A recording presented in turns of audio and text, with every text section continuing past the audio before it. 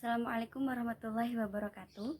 Nama saya Nada Arafa, NIM T 2018-4024 dari kelas D1 PGMI 2018. Jadi saya membuat video ini untuk memenuhi tugas mata kuliah Psikologi Pendidikan yang diampu oleh Pak Hartono. Pada kesempatan kali ini saya akan mengulas materi keempat dari materi psikologi, yakni tentang pembelajaran. Sebelum itu kita harus mengetahui apa itu hakikat pembelajaran. Pembelajaran berarti partisipasi pendidik bersama peserta didik dalam membentuk pengetahuan, membuat makna, mencari kejelasan, bersikap kritis, dan mengadakan justifikasi. Di sini, tugas pendidik adalah membantu peserta didik sehingga peserta didik atau murid mampu membangun atau mengkonstruksi pengetahuannya yang sesuai dengan masalah atau situasi pada saat di dalam kelas. Kemudian, secara singkat, Piaget menyarankan agar dalam pembelajaran guru memilih masalah yang berciri kegiatan prediksi, eksperimentasi, dan eksplanasi. Hal pembelajaran yang perlu mendapatkan perhatian adalah bagaimana agar siswa sebagai subjek dalam kelas tersebut mampu atau dapat belajar. Nah, di sini guru tugasnya menyediakan kemudahan atau sebagai fasilitator agar siswa tersebut mudah memahami materi yang akan disampaikan, agar siswa juga mudah belajar. Jadi di sini titik beratnya itu terletak pada siswa, dan pembelajaran di dalam kelas itu berorientasi atau berpusat pada siswa, bukan pada guru. Selanjutnya kita akan masuk kepada prinsip-prinsip pembelajaran. Setelah tadi kita mengetahui apa itu hakikat pembelajaran, selanjutnya kita akan mempelajari tentang prinsip-prinsip pembelajaran. Menurut Dimyati dan Mujono, terdapat 7 prinsip pembelajaran. Kita akan membahas satu-satu mengenai prinsip-prinsip pembelajaran ini. Yang pertama adalah perhatian dan motivasi. Di sini, guru harus merancang tindak pembelajaran untuk membangkitkan perhatian dan motivasi siswa. Jadi, guru di sini sebagai pendidiknya dalam kelas itu guru harus mampu memikat perhatian siswa agar guru tersebut diperhatikan saat menjelaskan materi. Nah, bagaimana caranya agar guru mampu menarik perhatian siswa? Bisa dengan yang pertama, metode penyampaian yang menarik.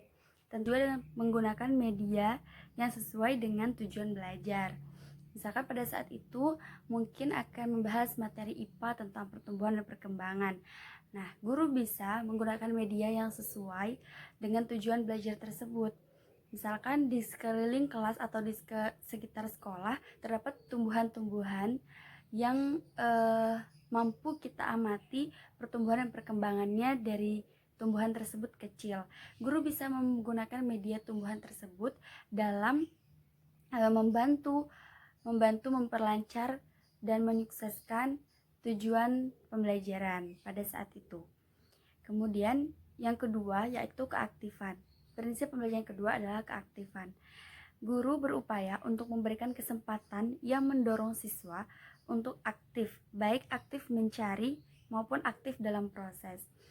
Jadi di sini karena di dalam pembelajaran bukan hanya guru yang dituntut untuk aktif, tetapi siswa harus lebih aktif dibanding. Untuk ini guru dapat melakukan beberapa cara. Yang pertama adalah membuka kesempatan untuk bertanya kepada para siswa.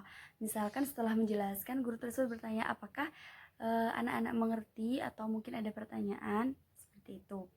Kemudian yang ketiga adalah prinsip yang ketiga adalah keterlibatan langsung. Di sini itu tidak cukup untuk mengatakan bahwa siswa tersebut sudah berpartisipasi. Jadi kita butuh prinsip yang ketiga, yakni keterlibatan langsung. Jadi, guru melibatkan secara langsung siswa, baik secara individual maupun kelompok, kemudian menciptakan peluang yang mendorong siswa untuk melakukan eksperimen atau percobaan. Kemudian prinsip yang keempat adalah pengulangan. Implikasi atau perwujudan dari pengulangan ini adalah guru diharapkan mampu memilah kegiatan pembelajaran yang berisi pesan yang membutuhkan pengulangan dan yang tidak membutuhkan pengulangan. Jadi, pengulangan diperlukan terutama pada pembelajaran-pembelajaran yang membutuhkan pelafalan yang harus benar atau tidak boleh salah. Jadi, pesan-pesan yang membutuhkan latihan. Di sini pengulangan itu mungkin bisa seperti menghafal doa-doa harian, karena dalam konteks itu pelafalan siswa tidak boleh salah. Jadi di sini butuh pengulangan-pengulangan atau latihan secara konsisten agar siswa mampu mengikuti pembelajaran pada saat itu. Kemudian prinsip yang kelima adalah tantangan. Jadi perwujudan dari prinsip ini adalah guru perlu menciptakan situasi pembelajaran yang menantang siswa. Kelima ini yang tantangan, guru selain mampu menjelaskan, selain mampu mencontohkan, berikan contoh dan lain-lain, harus juga memberikan tantangan kepada siswa agar siswa mampu berpikir dan berusaha memecahkan masalahnya secara individu. Kemudian prinsip yang keenam adalah balikan dan penguatan. Prinsip ini mengandung implikasi bahwa guru perlu memberikan balikan dan penguatan secara sesuai dengan karakter siswa. Nah, untuk tujuan ini, perilaku guru antara lain memberikan komentar positif dan mendiskusikan jawaban-jawaban siswa. Guru juga bisa mengembalikan hasil pekerjaan siswa dengan berbagai catatan penting. Ketika misalkan guru memberikan siswa itu pekerjaan rumah, kemudian setelah dikoreksi, guru tersebut mengembalikan dengan catatan misalkan belajar lagi dengan rajin, atau mungkin ini sudah baik maka harus ditingkatkan, seperti itu. Maka itu akan membuat siswa membuat semangat dan motivasi siswa itu bertambah. Kemudian prinsip yang ketujuh adalah perbedaan individual. Tentu setiap siswa memiliki karakter-karakter yang berbeda dengan siswa lainnya, yang membuat siswa itu akan berbeda atau memiliki karakteristik sendiri.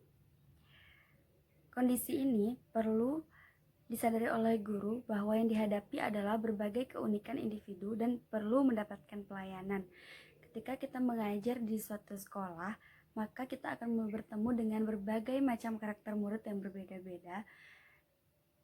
Tingkah laku siswa di kelas itu bisa menunjukkan bagaimana sebenarnya keadaan psikologis siswa tersebut. Dengan berbagai macam karakter yang berbeda, guru harus tetap bisa membuat kondisi kelas tetap kondusif dan pembelajaran tetap berjalan seperti biasanya. Nah, untuk tujuan ini, guru perlu merancang kegiatan pembelajaran yang menggunakan berbagai metode pembelajaran guna melayani kebutuhan siswa sesuai dengan karakternya. Jadi, di setiap pertemuan itu, guru tidak selalu menggunakan metode pembelajaran yang monoton atau itu-itu saja, karena karakter atau pribadi siswa itu berbeda. Ada yang cepat mengerti dengan metode ceramah, ada yang dengan metode tanya jawab, ada yang dengan metode demonstrasi, dan lain-lain. Jadi, kemudian bisa juga memanfaatkan berbagai media dalam menyajikan pembelajaran. Tentu kita dalam menjelaskan, misalkan dengan metode ceramah, tidak mungkin kita harus selalu berbicara tanpa memberikan contoh atau tanpa menggunakan media. Karena dengan menggunakan media itu akan sangat membantu siswa dalam memahami atau dalam menangkap materi yang disampaikan oleh guru. Akhir kita akan membahas tentang pendekatan pembelajaran. Jadi ada 4 macam pendekatan pembelajaran yang bisa kita lakukan sebagai calon pendidik. Meliputi yang pertama adalah pengorganisasian siswa. Terus yang kedua adalah posisi guru dalam pengolahan pesan. Kemudian yang ketiga, pencapaian kemampuan dalam pembelajaran. Dan yang terakhir adalah pengolahan pesan. Mungkin cukup sekian video dari saya. Mohon maaf bila banyak kekurangan dan salahnya. Terima kasih. Wassalamualaikum warahmatullahi wabarakatuh.